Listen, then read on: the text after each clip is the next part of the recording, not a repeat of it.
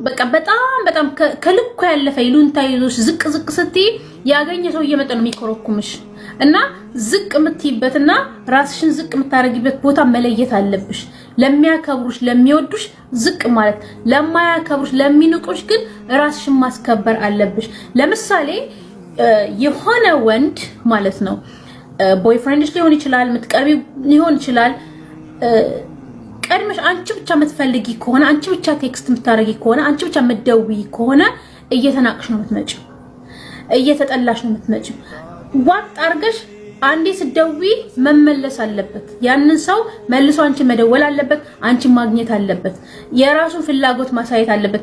የማይፈልግሽ ጓደኛም ሊሆን ይችላል፣ የማትፈልግሽ ዘመድ ሊሆን ይችላል። ደጋግመሽ የምትሄጂ ከሆነ ደጋግመሽ የምትደውይ ከሆነ አንቺ የመጀመሪያ ደዋይ አንቺ የመጀመሪያ የምትፈልጊ ከሆነ ግን ቫልዩሽ እየቀነሰ ነው የሚመጣው። አብርሃምን ያናደደው ነገር ሩታ ሌላ ሰው ማፍቀሯ ሳይሆን ወይም ደግሞ የሩታ አፍቃሪ ነኝ ብሎ ስለመጣ ሲሆን ከሱ የተሻለ ሰው አለመሆኑ ነው ያናደደው። ገብቷቸዋል። በተለይ ደግሞ ሩታ ቤቱ እስከለቀክል ድረስ ቤቱ የኔ ነው እንጂ ያንተ አይደለም እየተባባሉ፣ ለምን ይሄ ቤት የኪራይ ቤት ነው፣ ኪራዩን እስከከፈለች ድረስ ቤቱ የኔ ነው። አብርሃም ደግሞ ድንገት ነው የመጣው። ድንገት የመጣበትም ዋነኛው ምክንያት ዘበኛው ነግሮት ነው። ዘበኛው እናንተ ቤት እንግዳ መጥቷል ብሎ ነግሮት ነው የመጣው። አብርሃም ደግሞ ለሩታ ቤት ቅርብ ነው የተከራየው። ለምን ልጁን ለማየት እንዲመቸው እዛ አካባቢ ቤት አግኝቶ እዛ አካባቢ ነው የተከራየው። ያው ሰሞኑን እንግዲህ ሄርሜላ ቤትም እንዲቀመጥ ብዙ ነገሮችን አድርጋለች። ግን እሱ የራሱን ቤት ተከራይቶ እዛው ሰፈር ነው ለልጁ እንዲቀርበው ማለት ነው። በነገራችን ላይ እናንተ እንደተለያያችሁ እኮ ተናግራችሁ አይደል? ከተለያያችሁ በኋላ ደግሞ እንደዚህ አብርሃም ሊያንጨረጭር ሊያናድርክ ምንም የሚገባ ነገር የለም። ታረቁ ስንል ትጣላላችሁ፣ ተጣሉ ስንል ትታረቃላችሁ። በጣም እኮ ግራ የሚያጋባው ነገር እየተፈጠረ ያለው። እንደኔ ግን ሩትዬ የኔ ቆንጆ በነገራችን ላይ ላይፍሽን እኮ ፕራይቬት ማድረግ ትችላለሽ፣ ከካሜራ ጀርባ ማድረግ ትችላለሽ። የኛው ላይፍሽን የምትፈልጊው ከሆነ እንኳን አላደረ ከካሜራ ጀርባ ማድረግ ትችላለሽ። በነገራችን ላይ ዛሬ በጣም ከገረመኝ ነገር አንደኛው ኖባሺ ከድሮም ጀምሮ የአብርሃም ጥላቻ አለበት። እኔ ምን እያደረገ እንዳለ የማያውቅ ልጅ ቢኖር ኖባ ነው። ኦኬ ዛሬ ደግሞ ፈረንጁ ምን ቤት ነክ ከዚህ ፊት እንግዲህ በጣም ስትታገል የነበረው በጣም ነገሮች እንዲስተካከሉ አብርሃምና ሩታ አብረው እንዲሆኑ በጣም ብዙ ነገሮችን ጥረሃል። በአሁኑ ግን በጣም ነው የተለየከው።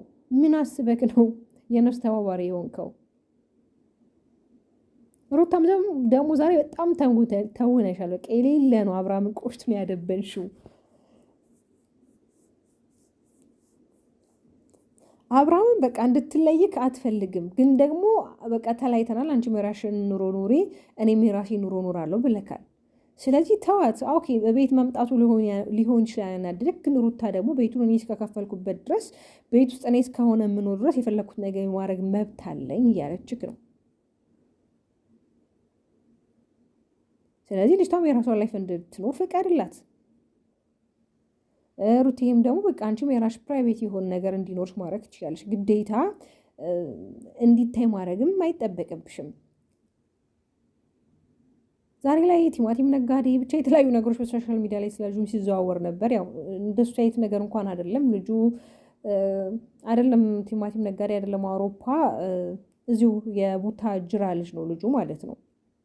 አብርሃም ያናደደው እንግዲህ ቤት መምጣቱና እሷ ከሱ ጋር ያደረገችው አክሽን ሳይሆን ቢያንስ ቤት ውስጥ እንደዚህ ነገር መደረግ እንደሌለበት፣ ውጭ ላይ ግን የፈለገችው ነገር ማድረግ እንደምትችል ነው እንጂ መብትሽ ነው። መብቷ ግን ከሆነ አንተ ለምን ተናደድክ? በዚህን ያህል ምንድን ነው ያናደድክ? ምንድን ነው ያፍጨረጨረክ? አንተ እስከ ሄርሜላ ጋር እንደፈለግሽ ስትሆና ነበር እንደከረድኩ። ሊያውም እሷ እርጉዝ በሆነች ሰዓት ነገሮችን ተጋፍጣ በነበረችበት ሰዓት እርጉዝ ስትሆኑ ብዙ ነገር አለ። ራሱ የራሱ ሆርሞን እንኳን ራሱ የሆነ ነገር በቃ አላደል ጸባያቸውን እንዲቀያየር በቃ የተለያየ ስትረሶች ናቸው በዛ ሰዓት የሚኖሩት እና በዛ ሰዓት ብዙ ነገሮችን እንኳን ስታደርግ ነበር። እሷ ግን እየሳቀች እየተቃጠለች እየደበነች ነው ዝም ያለችው። ሊያውም አጠገቧ ሄርሜላ ስትላላጥባት ስትስም ስትደባብስ ምናምን ነገር ዝም ምን ያለችው ችላውጣ ማለት ነው።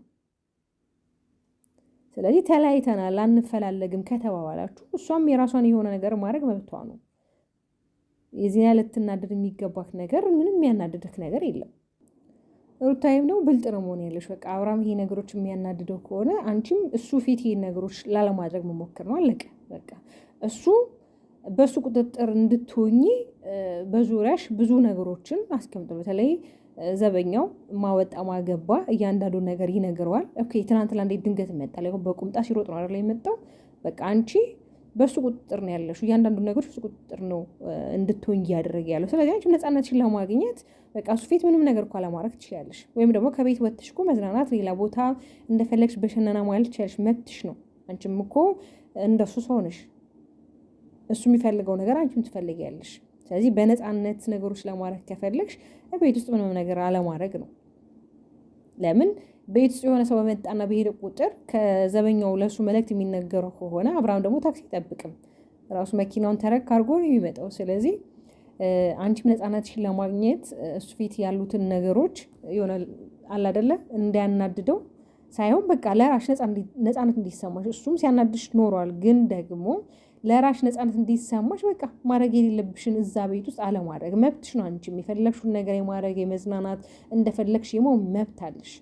ግን አሁን ላይ ልጁ ለማየት በፈለገበት ሰዓት ስለሄድና ስለሚሄድ ስለሚመጣ በዛን ሰዓት የማይሆን ነገር ሲያይ ያው ይናደዳል። ስለዚህ አንቺም ሰላምሽን ከምታጪ ከእሱ ጋር ንትርክ ከምትፈጥሪ አለቀ። ማድረግ የምትፈልጊው ነገር ወጣ ብለሽ ማድረግ ነው። እና ቤተሰቦችዬ ሰብስክራይብ እስኪ አድርጉ፣ ላይክ አድርጉ፣ አይከፈልበትም።